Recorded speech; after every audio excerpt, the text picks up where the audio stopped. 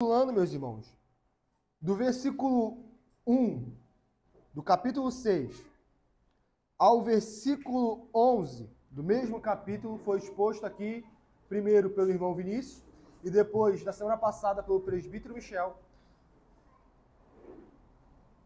como o apóstolo Paulo aborda a nossa relação com o pecado, de que outrora, nós que vivíamos no pecado, agora nós não mais estamos nele. Como o apóstolo Paulo diz, capítulo 6, versículo 1, permaneceremos no pecado para que seja a graça mais abundante? De modo nenhum. Como viveremos ainda no pecado, nós, os que para ele morremos? E aqui ele coloca que nós morremos para o pecado, logo não tem motivos para que nós andemos em pecado. E aqui nós precisamos fazer uma distinção que vai ficar muito mais claro no capítulo 7. Vamos lembrar que o Romanos é uma epístola muito argumentativa e o apóstolo Paulo joga algumas coisas aqui, mas ele vai desenvolver depois. Então, por exemplo, a relação entre o fato de o pecado não reinar em nós, que nós vamos ver hoje, o fato de nós estarmos mortos para o pecado, que nós já vimos aqui, não significa que o cristão é um ser perfeito. Ninguém defende isso. E o capítulo 7, isso vai ficar claro. Capítulo 7, o apóstolo Paulo vai falar dessa relação do pecado na vida do regenerado, na vida do cristão. Mas aqui, o apóstolo Paulo está abordando sobre essa questão de que nós que estamos em Cristo Jesus, nós não devemos permanecer no pecado. Nós que estamos em Cristo Jesus, nós não devemos viver como outrora. Nós que estamos em Cristo Jesus, não podemos ter um raciocínio depravado de que, ora, se o pecado, se a graça abundou no pecado, mas onde abundou o pecado, superabundou a graça, então vamos viver para pecar mais. O apóstolo Paulo abordou isso no capítulo 6, versículo 1 ao versículo 11. E ele fez a relação de morte, batismo e ressurreição. Então nós vimos do versículo 1 ao versículo 11, o apóstolo Paulo com essa forma de trabalhar a nossa relação com o pecado e a nossa libertação do pecado com morte e ressurreição, e o batismo também estando envolvido ali, como foi exposto pelo irmão Vinícius. Okay? E no versículo 11, como o presbítero Michel expôs, ele fala, assim também vós considerai-vos, mais uma vez, o que ele fala? Mortos para o pecado, mas vivos para Deus, em Cristo Jesus. Uma vez que ele abordou essa relação, agora ele vai continuar falando sobre pecado e sobre nós, que outrora éramos escravos do pecado e agora somos servos da justiça.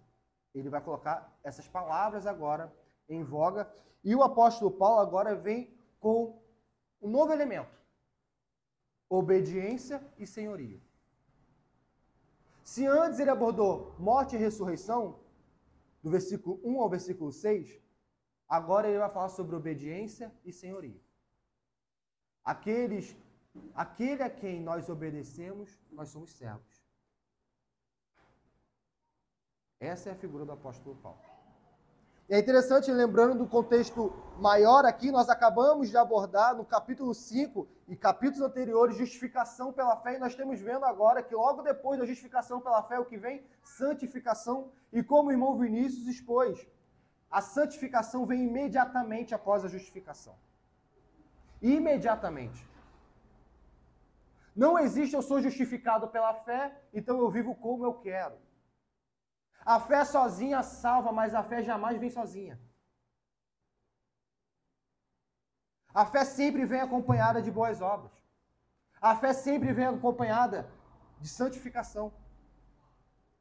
É como Tiago vai dizer: se dizes ter fé, mostra-me tua obra. Se não tens obras para mostrar, eu digo, não tens fé. Não é fé salvadora. E nós abordamos aqui que há uma diferença em fé, que o mundo diz que é fé, e a fé bíblica. A fé bíblica não é fé na fé, não é pensamento positivo, não é se concentrar muito, não é acreditar em nós mesmos, não é acreditar numa falsa religião, é a fé na pessoa de Cristo. Essa é a fé bíblica.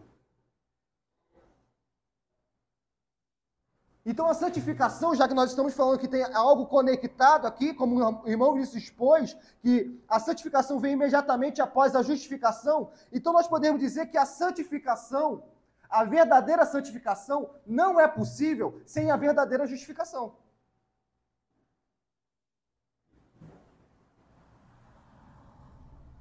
Olha o que o apóstolo Paulo está abordando. Antes dele falar sobre santificação, ele fala sobre justificação.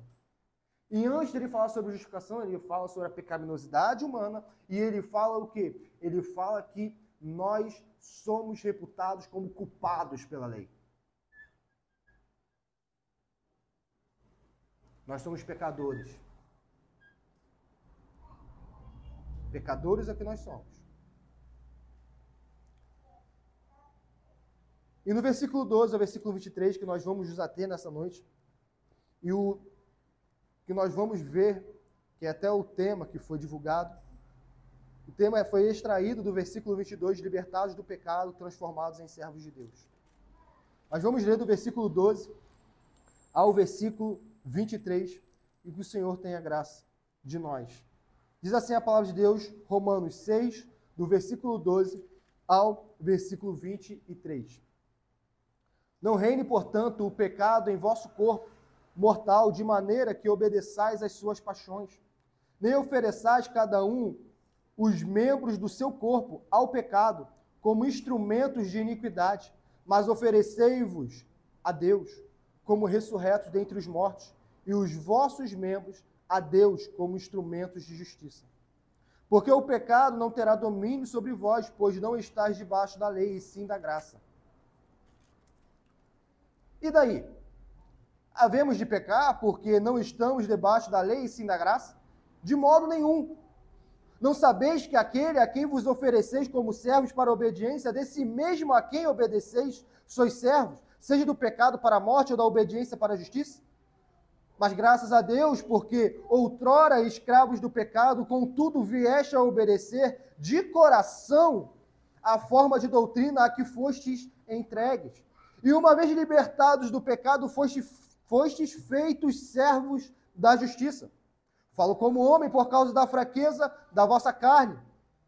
Assim como oferecestes os vossos membros para a escravidão da impureza e da maldade para a maldade, assim oferecei agora os vossos membros para servirem à justiça, para a santificação. Porque quando eres escravos do pecado, estavais isentos em relação à justiça. Naquele tempo, que resultado colhestes? Somente as coisas de que agora vos envergonhais, porque o fim delas é morte. Agora, porém, libertados do pecado, transformados em servos de Deus, tendes o vosso fruto para a santificação. E por fim, vida eterna. A vida eterna. Porque o salário do pecado é a morte, mas o dom gratuito de Deus é a vida eterna em Cristo Jesus, nosso Senhor. Até aqui, meus irmãos. Como nós podemos perceber, aqui o apóstolo Paulo está concluindo o que ele falou antes. Por quê? Portanto, não reine, portanto. Depois de ele falar da realidade,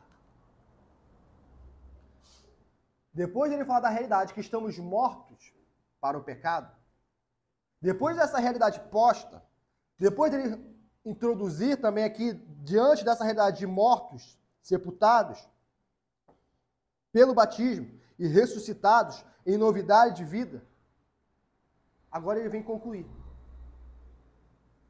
Não é a conclusão ainda da sessão de Romanos sobre santificação.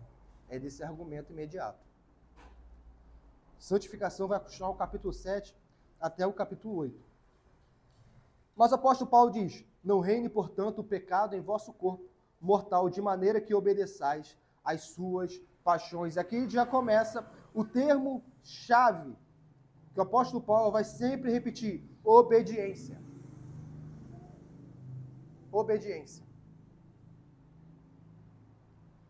Meus irmãos, sabe quando a nossa sociedade diz que nós somos livres e completamente independentes? A Bíblia diz não. A Bíblia diz, você é servo, ou de Deus, ou do pecado. São essas duas realidades. São essas duas realidades. Ou alguém é servo de Deus, ou alguém é servo do pecado. Não reine, portanto. E aqui o apóstolo Paulo vai começar um argumento em que o pecado, ele assume uma figura de um ditador. Como um ditador militar, um tirano. Ele é um senhor tirano. Não reine, portanto, o pecado em vosso corpo mortal. Isso vai ficar mais claro nos versos seguintes. De maneira que obedeçais às suas paixões. Ou seja, nós devemos mortificar o pecado. Isso significa o quê? Que a vida cristã é guerra. É guerra contra esse ditador. É guerra contra esse tirano. Esse tirano quer que nós sejamos novamente seus servos. Nós só estaremos isentos dessa guerra depois da morte ou da volta de Cristo. E quando estivermos neste mundo, estaremos guerreando contra o pecado. Versículo 13. Nem ofereçais cada um os membros do seu corpo ao pecado como instrumentos de iniquidade, mas oferecei-vos a Deus. Aqui uma tradução possível de instrumentos é armas. Armas também é uma tradução possível. Mas muitos teólogos vão dizer que instrumentos fica melhor. Fica melhor. De qualquer maneira, isso não difere a interpretação, só a ilustração. Mas continua a mesma coisa. Instrumentos ou armas, continua a mesma coisa, só vai mudar a ilustração. A substância do texto, o que Paulo quer passar é a mesma verdade, tanto em um quanto em outro. Nós vamos seguir como está traduzido aqui. Ao pecado como instrumentos de iniquidade. Ou seja, o apóstolo Paulo não está falando aqui, e isso nós precisamos ter cuidado. O apóstolo Paulo vem falar do corpo, mas não significa que o apóstolo Paulo não está falando isso, que o corpo é a fonte do pecado. O apóstolo Paulo não está abordando isso. Algumas pessoas, numa visão platônica, acham que a alma é boa e o corpo é mau. A matéria é ruim em si. O apóstolo Paulo não está abordando isso. A questão é como que o pecado se manifesta no mundo. Nós não conseguimos perscrutar pensamentos. Nós só sabemos que aquela pessoa nutria pensamentos de adultério quando ela adultera. Nós só sabemos que aquela pessoa possui pensamentos pervertidos quando ela vai na alta madrugada e acessa o site pornográfico. Ninguém sonda isso. Só Deus. Nós não sabemos como uma outra pessoa nutre um desprezo pelo outro até que ela venha e fale. Ela usa a língua para a iniquidade. Usa a mão para a iniquidade. Usa os olhos para a iniquidade. Usa os pés para a iniquidade. Como que o pecado se manifesta em nosso mundo? Não é como ele nasce, é como ele se manifesta em nosso mundo visível, no corpo. Essa é a questão, mas a fonte não é o corpo em si. A malignidade, ou seja, o pecado original, a pecaminosidade está tanto no corpo quanto na alma. Tanto no corpo quanto na alma. É por isso que o nosso Senhor e Salvador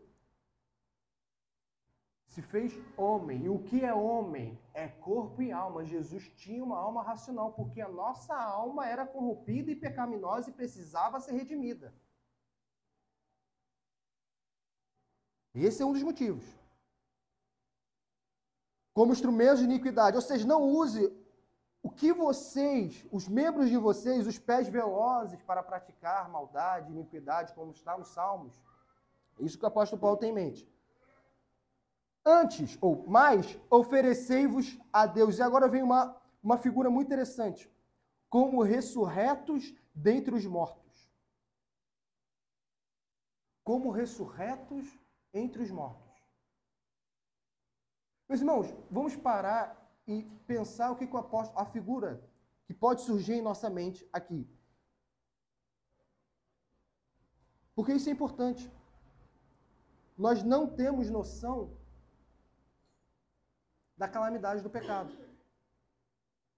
Nós olhamos para o mundo e invejamos o mundo. Nós olhamos para o ímpio e desejamos a vida do ímpio. E o apóstolo Paulo está dizendo uma coisa, que o apóstolo Paulo está dizendo que o cristão, aquele que é de fato regenerado, ele é alguém ressurreto entre os mortos. Então, criemos em nossa imagem um vivo no cemitério, com sepulcros abertos. E não tem apenas mortos nos sepulcros. Tem mortos para todo lado. E nós vemos corpos em putrefação, corpos em decomposição. E apenas um vivo. Esses são os cristãos do mundo. Esses são os cristãos. Eles não têm que olhar para ímpio. Outrora éramos nós no sepulcro. Outrora éramos nós no caixão. Outrora éramos nós mortos. Nós fedíamos. Nós estávamos em decomposição. E Jesus Cristo nos ressuscita. E agora nós somos ressuscitados. Nós somos ressurretos entre os mortos. E o que nós fazemos? Nós olhamos para os mortos e falamos, nossa, eu quero essa vida.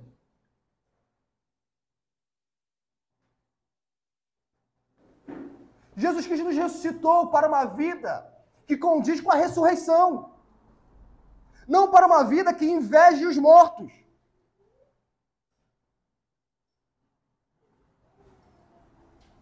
Meus irmãos, nós somos neste mundo, por causa da graça de Deus, nós já estamos abordando isso. Porque o apóstolo Paulo veio abordando isso em Romanos. Nós somos, pela graça de Deus, ressuscitados. Não há mérito em nós. Mas é um fato, nós somos ressuscitados. Por causa da fé em Cristo Jesus. E unicamente por causa da fé em Cristo, não porque nós somos bons. Ninguém aqui estava menos morto do que o outro, estávamos todos mortos em nossos delitos e pecados.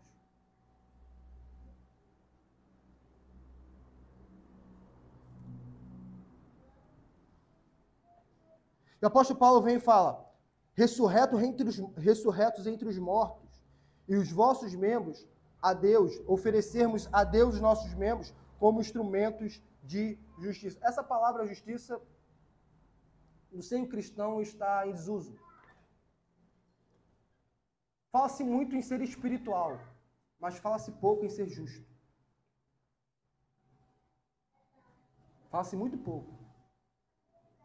Por quê? Porque a fé cristã hoje é uma fé de mantra. É uma fé sensorial. Não é uma fé na reta justiça. Mas o nosso Deus é santo e o nosso Deus é justo. Santidade e justiça andam juntos. Porque muitas vezes são até termos intercambiáveis. Não existe fé cristã sem justiça. Assim como não existe fé cristã sem santidade.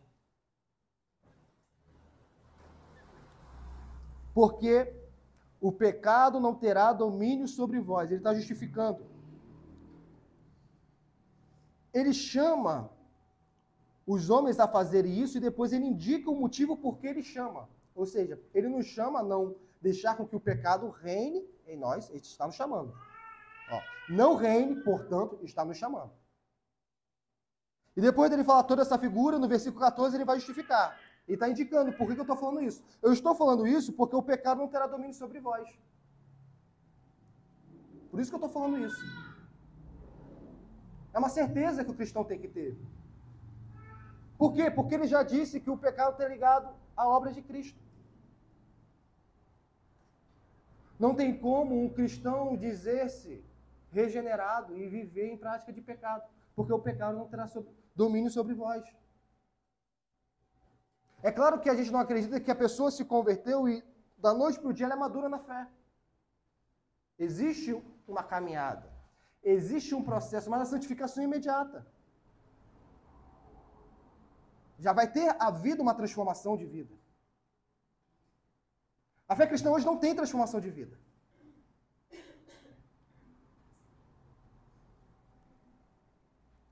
O apóstolo Paulo está indicando porque o pecado é uma certeza.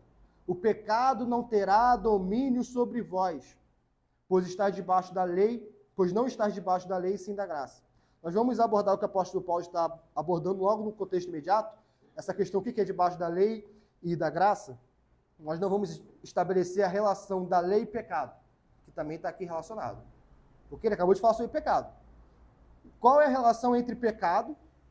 Porque o pecado não terá domínio sobre vós. Aí mais uma justificativa, pois não está debaixo da lei. Qual a relação entre lei e pecado? Qual é?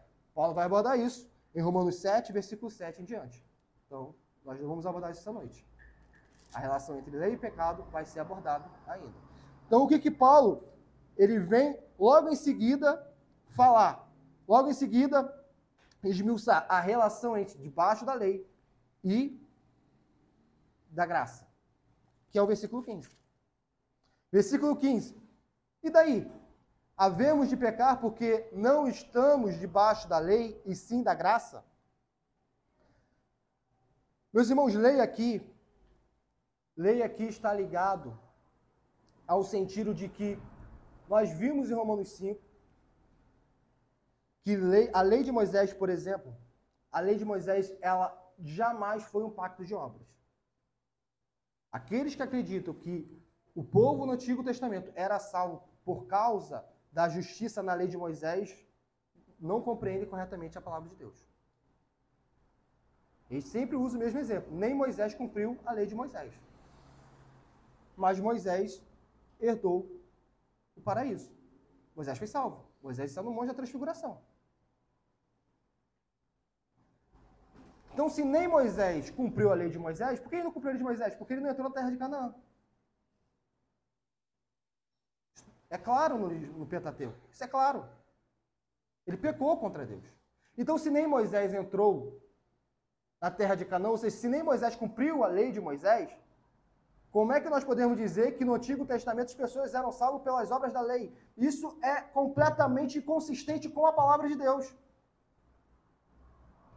Nós vimos o apóstolo Paulo dizendo, sempre o método de salvação foi um só, salvação por Cristo Jesus. Antes da vinda do Cordeiro, as pessoas eram salvas pelo Messias prometido. E depois que o Messias prometido veio, a gente é salvo pelo Messias que veio, por Cristo Jesus. Jesus está no centro da história. Jesus foi a salvação de Moisés. Jesus foi a salvação de Abraão. Jesus foi a salvação de Samuel, de Isaac, de Jeremias, de Jacó. Ninguém foi salvo sem Jesus. Jesus foi a salvação de Enoque, de Eliseu. Ninguém jamais contemplou a face do Pai sem Cristo. Jamais. Então, o que o apóstolo Paulo está dizendo aqui? Lei.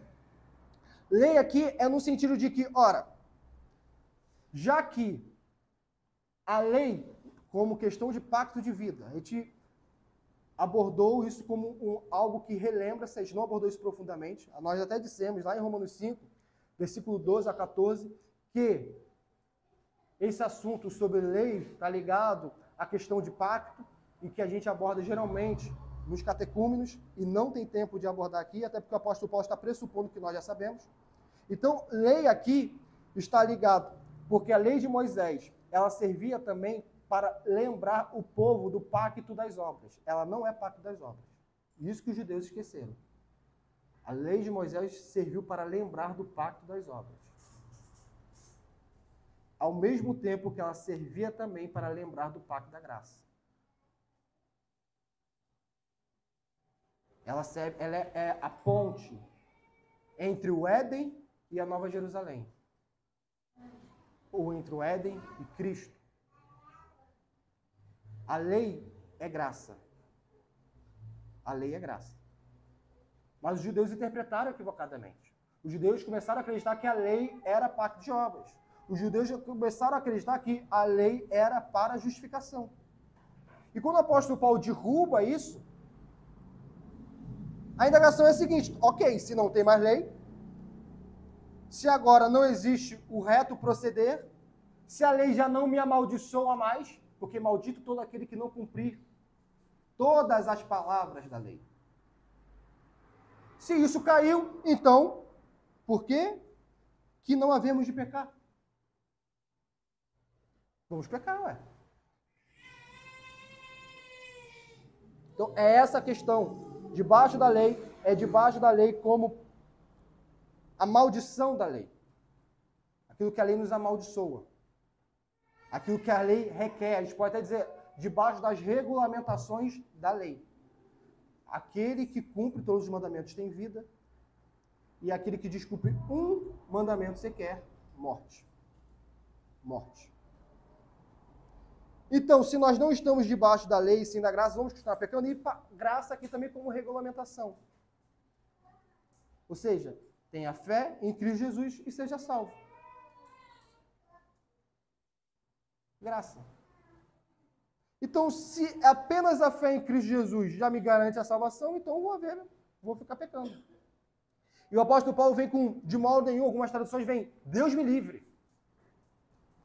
É como se ele tivesse aqui colocando de um justo, um cristão, não pode nem sequer pensar isso. Isso é uma lógica ímpia. Assim como o irmão Vinícius abordou aqui a lógica ímpia do versículo 20, mas onde abordou o versículo 1, do capítulo 6, permaneceremos no pecado para que a graça seja mais abundante? Isso é uma lógica ímpia também. E ele vai indo, de modo nenhum. Deus me livre. E aqui é uma segunda lógica ímpia. Havemos de pecar porque não estamos debaixo da lei e sim da graça? De modo nenhum.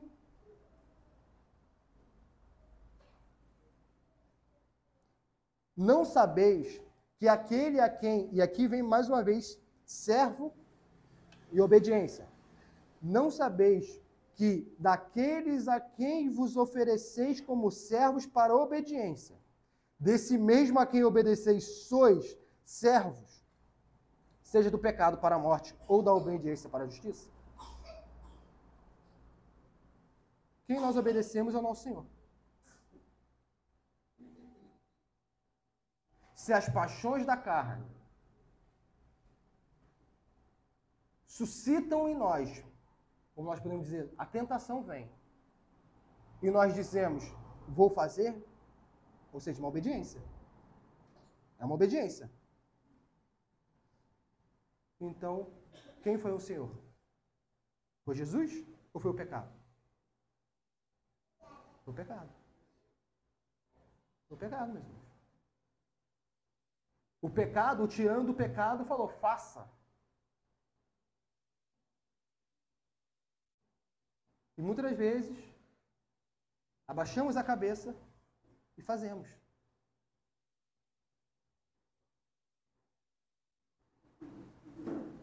E assim servimos ao pecado.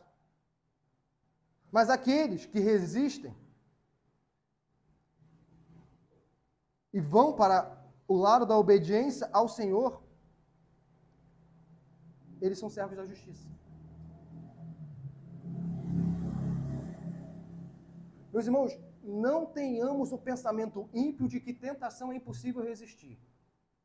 A palavra de Deus é completamente contrária a isso. 1 Coríntios 10 vai abordar isso, de que jamais veio tentação que nós não pudéssemos suportar. Então, quando nós caímos, não é porque a tentação foi grande, mas porque nós obedecemos o pecado. A culpa não é do tamanho da tentação, a culpa é nossa. Porque nós, como pecadores, não gostamos de justificar. Mas foi o ambiente, mas foi minha educação, mas foi a pessoa que falou isso. Não, a culpa é nossa. Não vamos terceirizar a culpa, não. Se caímos no pecado, a culpa é nossa. E enquanto nós não reconhecemos a nossa culpa, não tem perdão. Só há perdão prometido para os arrependidos. Sem arrependimento não tem perdão.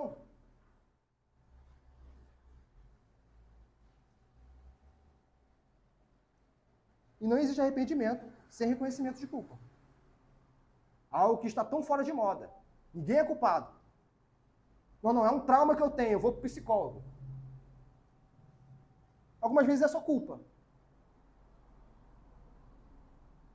Algumas vezes é só culpa, que a gente não reconhece. Algumas vezes é. Mas graças a Deus, porque outrora, e aqui ele vai louvar a Deus por algo que ele testemunha dos romanos. Mas graças a Deus, porque outrora, escravos do pecado, quem? Os romanos. Os romanos eram pagãos, nós vimos isso. Mas também tinham ali, dentre os romanos, os judeus. Outrora, escravos do pecado, contudo, viés a obedecer de coração. Não é uma obediência sem afeição. Não é uma obediência com um pesar, com um enfado, com tédio. É de coração. Deus não quer apenas os nossos membros. Deus quer os nossos membros, o nosso coração. Deus quer que nós façamos as coisas com excelência para a glória dele, com a afeição correta.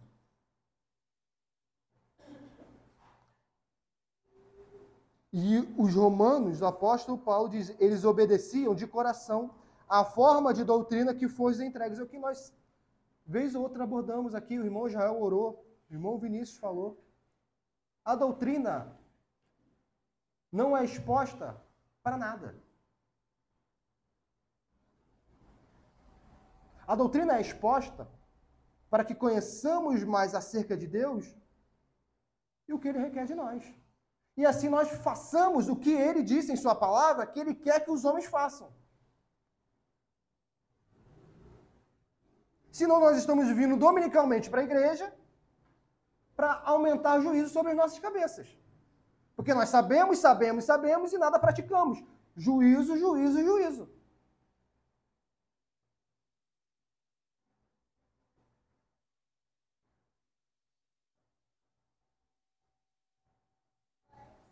Versículo 18.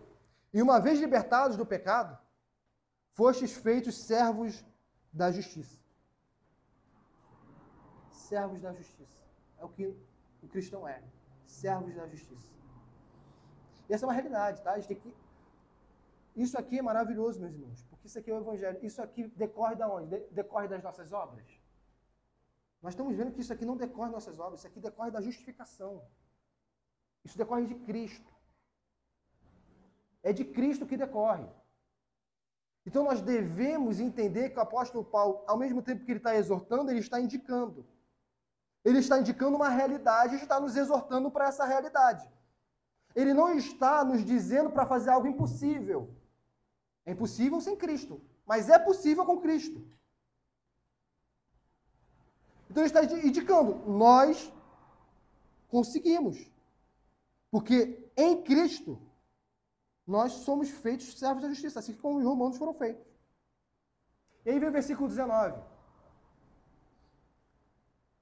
O apóstolo Paulo vem, parece que ele dá uma pausa, acrescenta uma justificativa para aquilo que ele vai falar. Algumas traduções vêm no gerúndio, falando como homem. Aí quando a tradução vem falando como homem, está mais ligado ao que falou no versículo 17 e 18. Contudo, é muito mais claro o que a tradução que vem, falo como homem. Porque o falo como homem vem o que ele vai dizer em seguida. Assim como ele fala sobre as viúvas lá em 1 Coríntios. Ele primeiro dá abre um parênteses, assim pode dizer, falo como homem, e agora ele fala o que ele quer falar. É isso que ele faz aqui no versículo 19. Falo como homem por causa da fraqueza da vossa carne. Isso aqui não significa, ele está falando não de acordo com a substância. É palavra de Deus. Isso aqui, o versículo 19 não é a palavra de Deus. É Paulo falando, não é isso. Falo como homem é a forma, não a substância. A substância é a palavra de Deus. mas por causa da fraqueza dos ouvintes, ele usa agora a gente vai ver uma terminologia mais humana. A gente vai ver aqui. A comparação é mais humana. Versículo 19. Falo como homem por causa da fraqueza da vossa carne. Isso aqui é a palavra de Deus. E por que ele aborda? E que forma ele está abordando então aqui, do falo como homem? Assim como ofereceste os vossos membros para a escravidão da impureza, uma proporção. Assim como, e da maldade para a maldade, assim oferecei agora os vossos membros para servirem à justiça para a santificação. Por que então ele vem e fala como homem? Por que, meus irmãos? Isso aqui é como se o apóstolo dissesse assim, olha, eu falo como homem porque aquilo que eu vou dizer em seguida é o mínimo do mínimo do mínimo da fé cristã. É o mínimo. Ou seja, todo o esforço que vocês tinham, toda a intensidade que vocês tinham para praticarem pecado, para praticarem iniquidade, agora, usei esse mesmo esforço que vocês tinham para praticar a justiça. Porque muitas das vezes o que acontece na igreja é a pessoa, quando se converte, se torna um relaxado. E a gente vai abordar isso na aplicação. Porque se ele falasse na maneira, não da forma como homem, da forma mais direta, ele mostraria, por exemplo, que isso é muito superior. A fé cristã não deveria nem ser regida por esses parâmetros. A fé cristã deveria ser, se eu fazer essa intensidade no mundo, quando eu era filho de Satanás, quando eu era escravo do pecado, agora eu tenho que fazer muito mais para o Senhor que me libertou do pecado. Mas como os seus ouvintes são fracos, o apóstolo Paulo diz, pelo menos seja igual. A mesma intensidade, pelo menos. Não sejam desleixados. É o mínimo da fé cristã. E cada um sabe o empenho que teve para praticar a iniquidade. E sabe também o empenho que tem hoje para praticar a justiça. Será que está na mesma proporção? E se tiver, é o mínimo. Mas geralmente não está. Geralmente não está.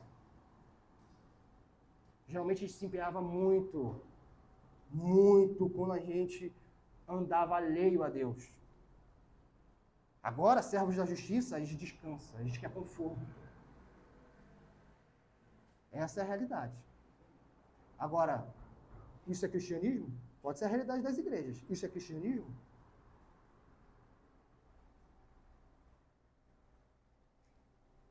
Da maldade, assim como ofereceste os vossos membros para a escravidão da impureza e da maldade para a maldade, assim oferecei agora os vossos membros para servirem à justiça, para a santificação. Porque quando eres escravos do pecado, estavais isento em relação à justiça. Mais uma vez, assim como ele abordou em capítulo 5, versículo 12 a 14, essa isenção aqui é da parte do homem, não é da parte de Deus. Não é no sentido de que da parte de Deus eles falavam assim, não, ele está isento, ele não conhece. Não, da parte de Deus os homens sempre estiveram debaixo de um padrão de que Deus exige dos homens. Agora, os homens, por eles estarem longe do Evangelho, longe da revelação, eles andavam em sua consciência, longe da justiça revelada. Mas os homens sempre tiveram, como o irmão se expôs aqui, a norma da lei em seus corações. Que é a justiça revelada. Justiça revelada. Revelada no Evangelho. Assim que o apóstolo Paulo começa a epístola. A justiça de Deus manifestada no Evangelho. Naquele tempo, que resultado colhestes? Somente as coisas de que agora vos envergonhais, porque o fim delas é morte. O fim delas é morte. Agora, porém, libertados do pecado O que nós fomos? Nós fomos libertados do pecado. Isso aqui é uma certeza.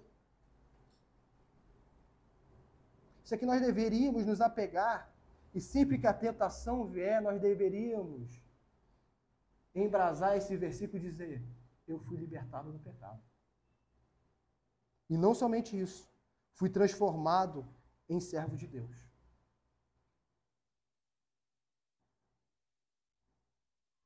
Essa é uma realidade.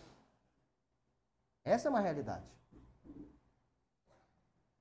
Tendes o vosso fruto para a santificação e, por fim, a vida eterna. Não existe vida eterna sem santificação. Sem santidade, ninguém verá a Deus. Não existe vida eterna sem santificação.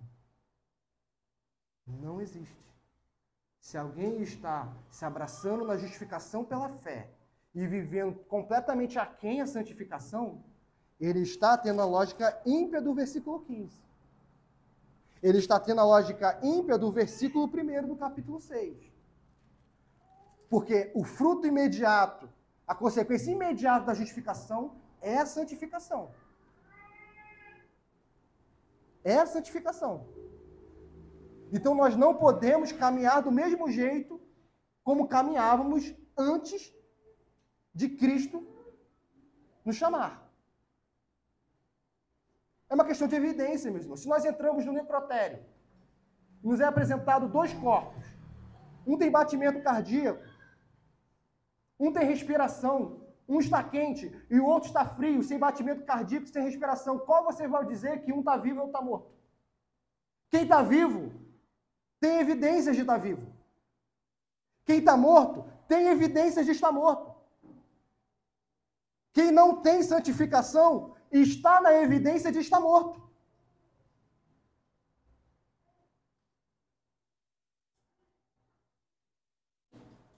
É uma evidência. Aqueles que estão vivos evidenciam isso. Aqueles que estão ressurretos evidenciam a ressurreição.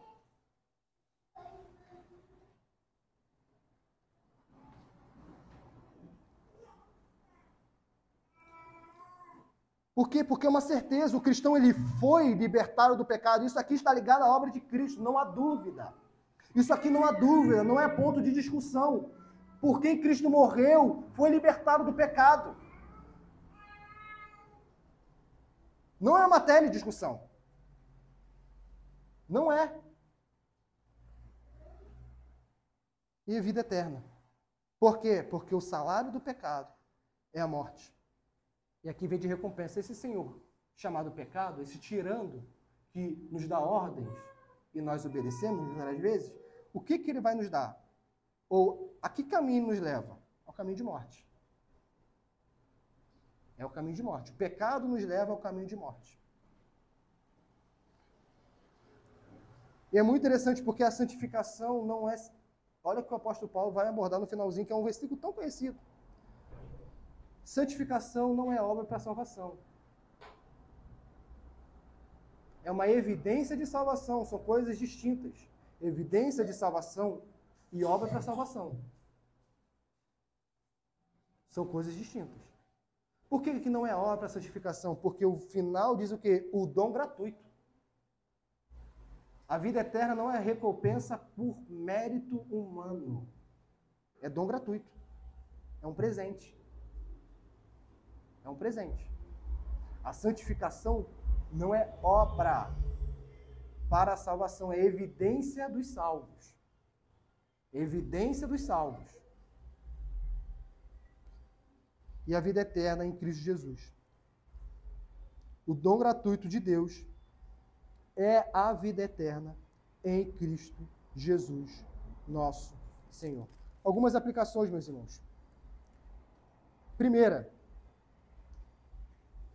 primeira, meus irmãos, é que nós não devemos deixar com que o pecado reine em nossos corações e em nossos corpos. Não devemos. Isso é o básico da fé cristã. Isso é o básico. O cristão, ele luta continuamente contra o pecado, até a morte. Não é uma batalha que começa hoje e vai terminar amanhã ou semana que vem. Não, é uma batalha que vai até o leito de morte. Até o leito de morte. Nós devemos mortificar o velho homem. Jesus não apenas nos perdoou e nos deu o perdão. Não apenas isso. Ele fez isso, mas não apenas isso. Ele nos libertou da pecaminosidade.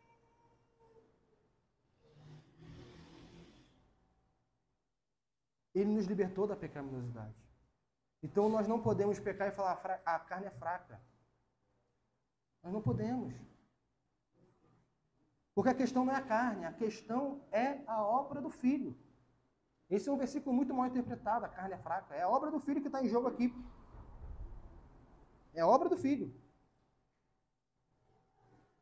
Então, primeiro, que o pecado não reine em nós.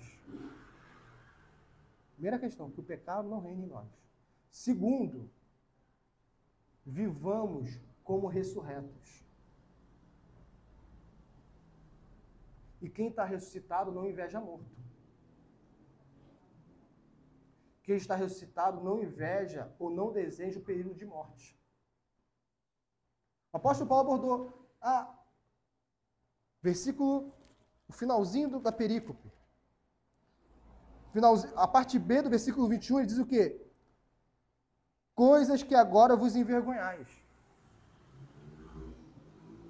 Não existe se gloriar no período de injustiça.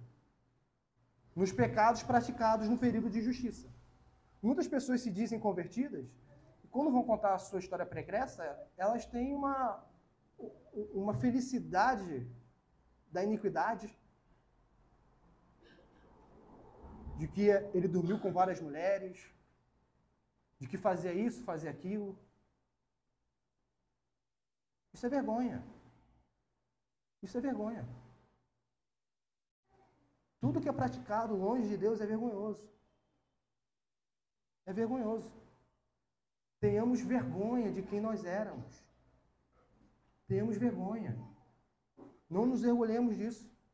Não, o lema da nossa época, eu não me arrependo de nada, porque aquilo que eu fiz me tornou quem eu sou. Mentira. A vida cristã é constante arrependimento. É se envergonhando daquilo que nós fomos. E se nós somos o que somos hoje, é por causa da obra de Cristo, e não pelo que nós fizemos. Porque o que nós fizemos em nossa natureza era morte.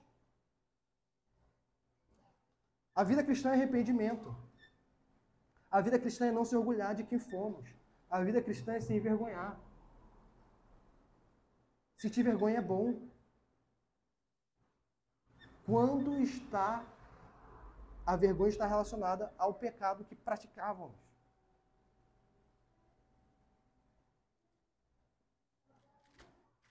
Terceiro, meus irmãos. Terceiro, a gente pode fazer uma indagação. Não diga quem é o seu Senhor. Diga quem você tem obedecido. Não diga Senhor Jesus, o Senhor Jesus é o meu Senhor.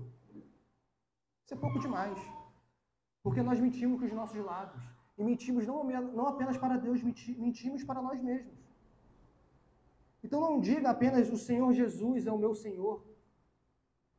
O que as obras têm mostrado? A quem nós temos obedecido? Ao pecado para a morte? E vamos nomear o pecado. Como o Vinícius abordou hoje na EBD, nós temos obedecido ao consumismo? De maneira que nós não temos um estilo de vida frugal? De maneira que os nossos recursos são apenas para consumo? Pronto. Olha quem nós temos obedecido. Porque o Senhor fala sobre recursos. E Ele tem normas para gerenciar recursos. O Senhor tem normas.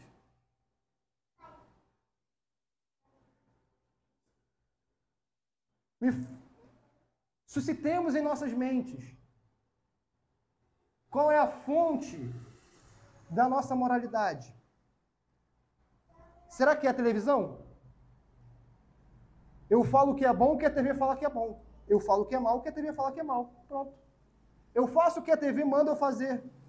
Encontrou o seu Deus. Será que é a cultura? Nos dobramos à cultura e ficamos envergonhados do Evangelho de Jesus Cristo? De maneira que obedeçamos à cultura a qualquer custo, mesmo quando a cultura está contrária à palavra de Deus? Encontramos o nosso Deus, encontramos o nosso servo, o nosso Senhor. Sabemos de quem agora nós somos servos. Será que são as amizades? De maneira que a roda dos ímpios, eu me assento na roda dos ímpios, eu me detenho nela, e eu não sou luz, porque eu quero ser como eles, ou seja, eu quero ser como os mortos, eu quero ser como aqueles que estão em putrefação, aqueles que estão em decomposição. Pronto, os relacionamentos sociais são o nosso Senhor.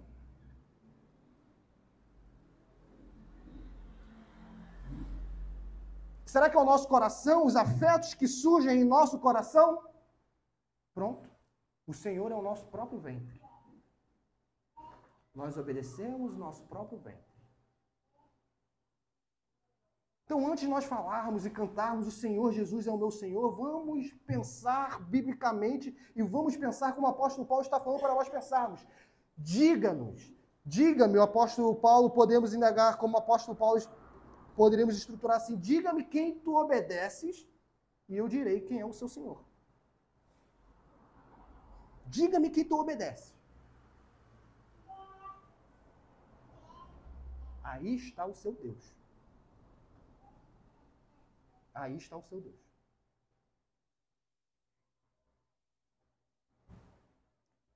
Quarto, primeiro, não reine o pecado em nós. Segundo, vivamos como ressurretos. Terceiro,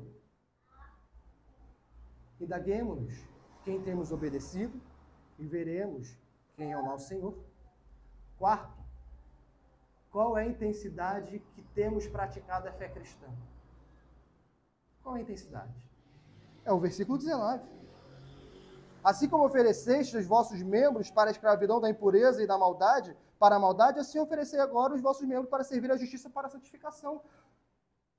E isso é algo tão básico da fé cristã. Qualquer pessoa que nasceu na fé cristã ou tem tempo de igreja vai ver um argumento de muitos pastores dizendo, ou líderes, dizendo o seguinte, ora, a pessoa, ela ficava horas em pé no show, horas em pé para comprar um ingresso, ela não consegue ficar em pé, a não ser quando tem problema de doença, estou falando ordinariamente, tá? Não consegue ficar em pé no ato litúrgico. Claro que existe problema de doença, nós estamos estudando, tá? Questão de intensidade. Existe problema, não é para o irmão ficar julgando o irmão que fica sentado, a gente não sabe. Mas cada um sabe no seu coração, ok? Cada um sabe se fez por desleixo ou por necessidade. Algumas vezes nós viemos para a igreja passando mal. Tudo bem, essa não é a questão. A questão é que nós sabemos em nosso coração. Nós estamos chamando, a Bíblia está nos chamando para que cada um perscrute o seu próprio coração, não para que cada um fique olhando para o próximo. Nós somos os alvos. Nós, não o próximo. Somos nós. Quando Mamon era o Deus dessa pessoa, ou seja, o dinheiro, ela não se importava de acordar cedo. Ela não se importava. Agora, acordar cedo para ir no estudo bíblico, que martírio.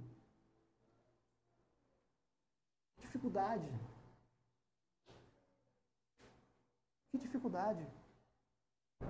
Algumas vezes a nossa fé cristã é muito abstrata. Ela é muito abstrata. Muito. Qual a intensidade que nós praticamos a injustiça e qual é a intensidade que nós estamos praticando a justiça? É a mesma? Algumas pessoas vêm de falsas igrejas e quando chegam em uma igreja saudável querem descansar, mas na falsa igreja essa pessoa dava vida.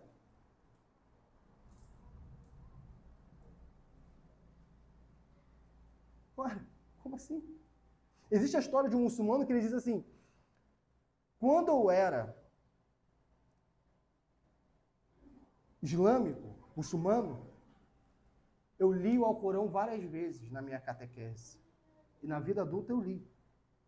Quando eu me converti a Jesus Cristo, eu me vi obrigado a ler muito mais a Bíblia do que eu li o Alcorão. Porque se num falso Deus eu li várias vezes, do verdadeiro Deus, eu tenho que ter muito mais intensidade. Esse ex-muçulmano entendeu. Ele entendeu. Então, muitas vezes nós temos intensidade para estudar, para concurso, o problema não é ler. Para o concurso, para ser promovido do trabalho, nós temos intensidade, nós ficamos 3 horas para fazer o Enem, estudando para fazer o Enem. 3 horas para passar no concurso público, nós ficamos estudando. Estudamos dedicadamente. Agora, quando é para santificação, 10 minutos é um martírio. Qual a intensidade da fé cristã, meus irmãos? Qual a intensidade? É isso. E a gente está colocando que eu falo como homem. Depois de tudo que Jesus fez por nós, é isso que a gente dá como ações de graça a Ele? É essa mixaria?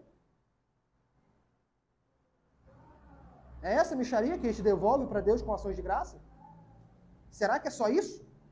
É só isso? Será que a gente está entendendo o que Jesus fez por nós? Será que a gente está entendendo o que a Trindade Santa fez por nós? Porque eles eram plenos em si. Eles são plenos em si. Mas em sua infinita misericórdia, eles fizeram um plano redentor. Em sua infinita misericórdia, o Pai perdeu o Filho. Em sua infinita misericórdia, o Filho deu a sua vida. Ele deu a sua vida. Mas para a gente que dizemos ter recebido essa nova vida de Cristo, é um martírio servir a Cristo. É uma dificuldade servir a Cristo. Essa é a realidade da igreja cristã hoje. É uma igreja consumista. A igreja cristã hoje é uma igreja consumista. Vou ouvir o sermão, vou bater um bom papo e vou para minha casa. E acabou. E acabou. Isso é servo de justiça? Isso é servo da justiça? É isso que é ser servo da justiça? É isso que é fé cristã? Será que nós temos nos empenhado para a santificação? E aí vem o 5º ponto. Sejamos promotores da santificação. Será que somos promotores da santificação? Será que, em primeiro lugar, nós buscamos promover a santidade em nossa vida? Será? Será que planejamos crescer em santidade? Planejamos tantas coisas. Será que planejamos crescer em santidade? Será que planejamos crescer em boas obras? Será que planejamos viver uma fé para o outro e não apenas para nós mesmos e para o nosso próprio ventre? Ou vivemos sem pensar nisso? O servo da justiça é um servo que ouve o seu Senhor. Ele ouve o seu Senhor. E o Senhor nos fala. O Senhor nos fala. Não precisa a igreja enumerar as boas obras. O Senhor nos fala na tua palavra. Não precisa ter um estudo sobre boas obras para a gente falar, não, agora eu preciso praticar. Não existe isso. A Bíblia está ao acesso de todos. Uma vez que vamos supor que somos promotores da nossa santificação, confiando no Espírito Santo, mas estamos nos chamando, estamos chamando a nós mesmos para a nossa responsabilidade. Isso é na dependência do Espírito Santo. Tá, nós somos promotores da santificação? Nós somos promotores da santificação no nosso lar? Na vida dos nossos filhos? Somos promotores de santificação para o nosso cônjuge? Será? Será que nós pensamos em ser um auxílio para que o nosso cônjuge seja mais santo? Um homem tendo um papel de ensinar a sua esposa e os seus filhos. E a esposa, a mulher sábia, edifica a sua casa, a mulher tendo o seu papel importantíssimo no lar. Será que ambos estão almejando a santificação do seu lar? E a santificação do lar não é uma santificação exclusivista, em que tudo é só pelo lar e para o lar. A santificação ela tem que redundar para fora do lar. Tem que ensinar para os filhos boas obras para o próximo. E isso é feito quando a família sai de fora do seu lar e vai para a vida de igreja. Não existe uma fé privativa dentro de casa e fica só dentro de casa. Não, estou santificando meus filhos. Mas como? Você está ensinando seus filhos a honrar os presbíteros? Não. Você está ensinando seus filhos a exercer boas obras? Não. Mas como você está santificando seus filhos? Eu estou ensinando. Esse é um aspecto da santificação, é saber para praticar. Mas só está enchendo seu filho de conhecimento. Mas não está ensinando ele no caminho. Aí, por isso que nós temos hoje, a nossa geração, cristãos com seus 18 anos, 20 anos, completamente egocêntricos. Mas ele foi criado na igreja, mas ele foi criado na igreja em uma área completamente consumista. A fé dele não foi para o outro. A fé dele foi para nutrir a si próprio. Santificação não é isso.